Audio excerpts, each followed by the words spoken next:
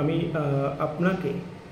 আপনাদেরকে একটি বিষয় নিয়ে বলতে চাই, সেটা হচ্ছে যে একটা জিনিস মনে রাখতে হবে। আমরা যারা স্টুডেন্টসদের ফার্স্ট কাজ হচ্ছে যে যখন যে টপিকটা আমরা পড়ছি সেই টপিকটা, আমি সাবজেক্টের কথা বলছি না, কারণ সাবজেক্টটা একবারে সব কিছু একটা সাবজেক্টে আমরা পড়ি না, মানে সাবজেক্টের কোনো না কোনো টপিক আমরা স্টার্ট করি।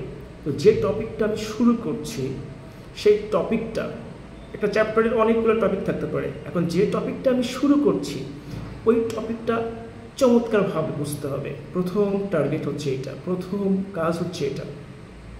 এখন ওই টপিকটা যদি আমি বুঝতে না পারি, আমার যিনি টিচার কিংবা যে বই থেকে আমি পড়ছি, যেভাবে হোক ওই টপিকটা সম্পর্কে আমাকে পুরোপুরি একটা পরিপূর্ণ একটা কনসেপ্ট নিতে হবে।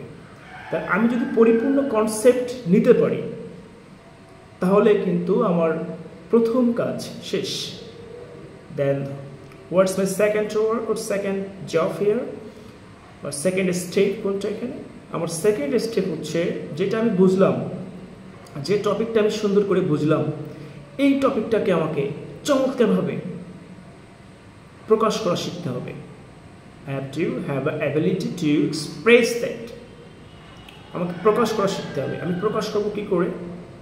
জাস্ট ওইটা আমি বলবো, লেখার আগে আমি ওটা বলার চেষ্টা করবো, ওটা বলার চেষ্টা করবো, বলবো যে অ্যাকচুয়ালি টপিকটা কি, এই সম্পর্কে আমাকে এই কনসেপ্টটা আমাকে কী করতে হবে, নিজেকে প্রকাশ করতে হবে যে আমি টপিকটা বুঝি কিনা। এবার যখন আমি প্রকাশ করতে যাচ্ছি, আমি যদি আটকে যাই, আমি যদি বলতে যে কোথাও সমস্যায় পড়ি, তাহলে আমাকে যে কাজটা করতে হবে সেটা হচ্ছে কি, আবার রিচেক দিতে হবে কোথায় সমস্যা। অ্যাকচুয়ালি সেকেন্ড ওয়ার্ক শেষ, আমার এক্সপ্রেস করতে পারি, আমি চেক করলাম যে আমি এক্সপ্রেস করতে পারি।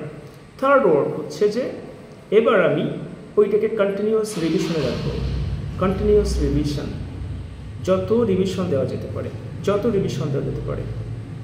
একটা সময় দেখা যাবে এই তিনটা ওয়ার্ক, প্রথম কাজ বুঝতে পারা, অ্যাবসলিউটলি।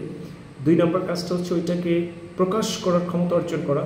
আর থার্ড ওয়ার্ক যেটা কন্টিনিউয়াসলি চলবে, রিভিশন।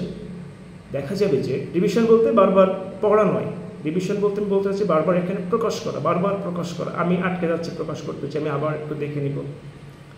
এভাবে করে যদি আমার একটা টপিক নিয়ে কাজ চলে, তাহলে আমার মনে হয় যে টপিকটা আমার ক্লিয়ার হয়ে যাবে। ওই একটা বইয়ের সব টপিক হয়তো আমরা পড়ি না, একদম 100% টপিক পড়ি না। তো যে টপিকগুলো আমরা এক্সামের জন্য পড়ছি, সেই টপিকগুলো অন্তত পক্ষে এভাবেই করে সুন্দর করে দেখতে হবে। তাহলে আমার মনে হয় যে একটা স্টুডেন্ট সব থেকে যে মানে যাকে আমরা মনে করছি বা যে নিজেকে মনে করছে দুর্বল স্টুডেন্ট, সেও খুব স্ট্রং স্টুডেন্ট হয়ে যাবে এবং গুড স্টুডেন্ট হয়ে যাবে। আমি মনে করি সবার জন্য শুভকামনা।